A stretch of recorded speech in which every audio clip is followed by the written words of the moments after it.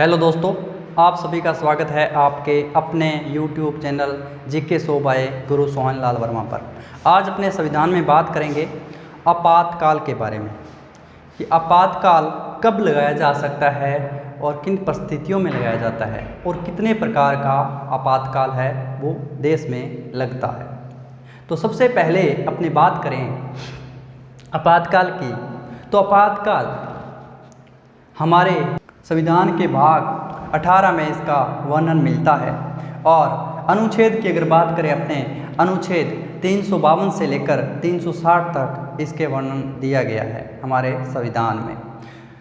इसके अलावा अपनी बात करें कि यह कहाँ से या कौन से देश से ग्रहण किया गया है, तो हम जर्मनी से इसे लिया गया है आपात उपबंध को भारत में संविधान के अंदर। आपातकाल 3 प्रकार से लगाया जा सकता है। प्रथम राष्ट्रीय आपातकाल, दूसरा जो 352 में इसका वर्णन मिलता है, दूसरा राष्ट्रपति शासन जिसका वर्णन हमें 356 में मिलता है, और तीसरा आता है वित्तीय आपातकाल जिसका वर्णन हमें मिलता है 360 के अंदर। तो इस तरह से 3 प्रकार से आपातकाल है वो लगाया जा सकता है। अब अपने बात करते हैं पहले राष्ट्रीय आपातकाल की कि राष्ट्रीय आपातकाल किन परिस्थितियों में लगाया जा सकता है और इसका वर्णन किसमें मिलता है। तो अनुच्छेद 352 के तहत राष्ट्रीय आपातकाल की घोषणा है वो की जाती है और राष्ट्रीय आपातकाल की उद्घोषणा करता है राष्ट्रपति द्वारा इसकी उद्घोषणा है वो की जाती है।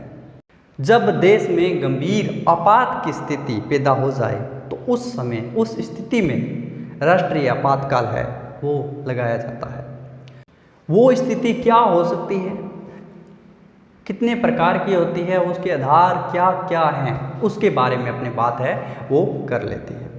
तो वो स्थिति है कि या तो देश के अंदर युद्ध हो जाए, बाहरी आक्रमण हो जाए, या आंतरिक जो अशांति है हो जाए किसी भी राज्य में, तो उसके लिए राष्ट्रीय आपातकाल लगाया जा सकता है। यह हमारा जो पहले संविधान था उसके अंदर यह लिखा हुआ था अनुच्छेद 352 में, किंतु उसके पश्चात इसमें कुछ परिवर्तन किए गए और उसके लिए एक संविधान संशोधन किया गया 44वां संविधान संशोधन है जो 1978 में हुआ था।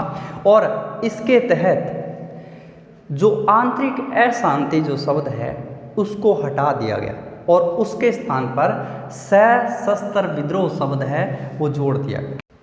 अब अपने बात करते हैं प्रक्रिया की कि हमारा जो संविधान के अंदर जो राष्ट्रीय आपातकाल है इसकी प्रक्रिया क्या है, यह कैसे लगाया जा सकता है, उसके बारे में अपने संपूर्ण जानकारी है वो प्राप्त करते हैं।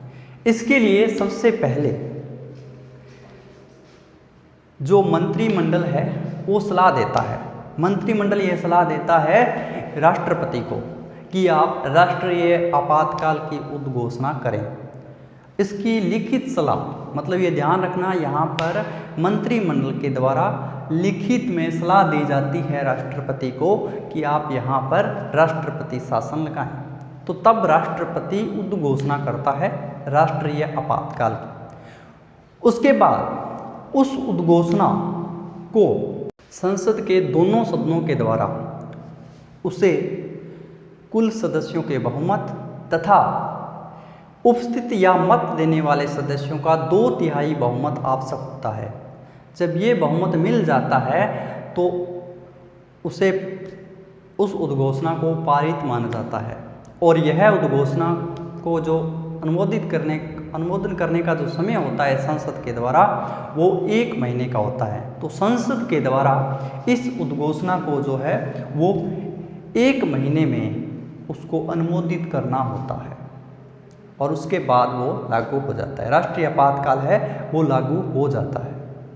इसके बाद आती है अवधि, मतलब कि जो राष्ट्रीय आपातकाल लगाया गया है उसकी अवधि क्या होती है, कितने समय के लिए लगाया जा सकता है, उसके बारे में अपने अध्ययन कर लेते हैं।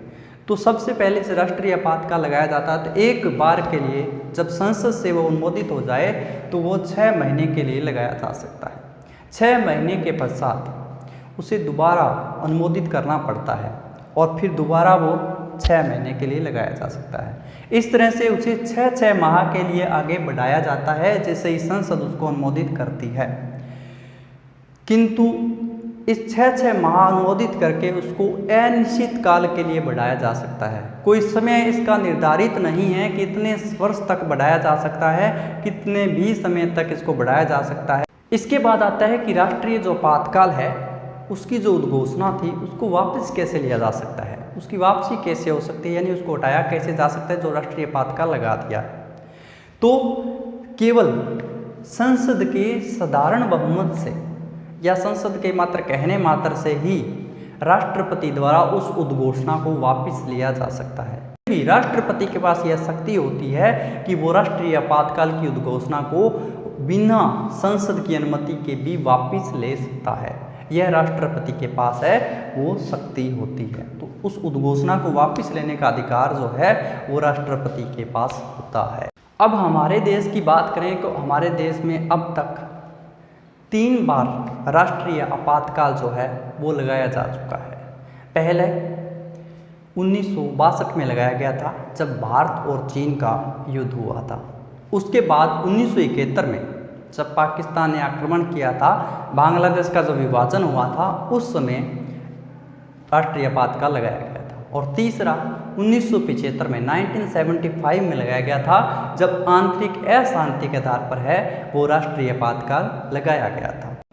कि जो राष्ट्रीय आपातकाल जब लगता है तो उसका प्रभाव क्या हमारे मूल अधिकारों पर इसका प्रभाव पड़ता है? इसका आंसर है हाँ, इसका प्रभाव मूल अधिकारों पर भी पड़ता है। 358 ये कहता है कि अनुच्छेद 19 जो है जिसमें स्वतंत्रता का अधिकार दिया गया है वो निलंबित हो जाता है।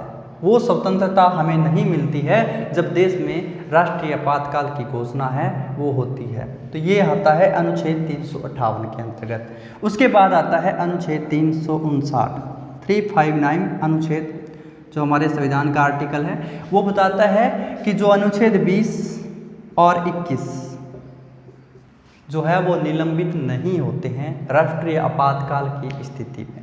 उसके अलावा जो भी हमारे मूल अधिकार हैं वो निलंबित हो जाते हैं, किंतु 20 और 21 जो है यह कभी भी निलंबित है वो नहीं होते हैं।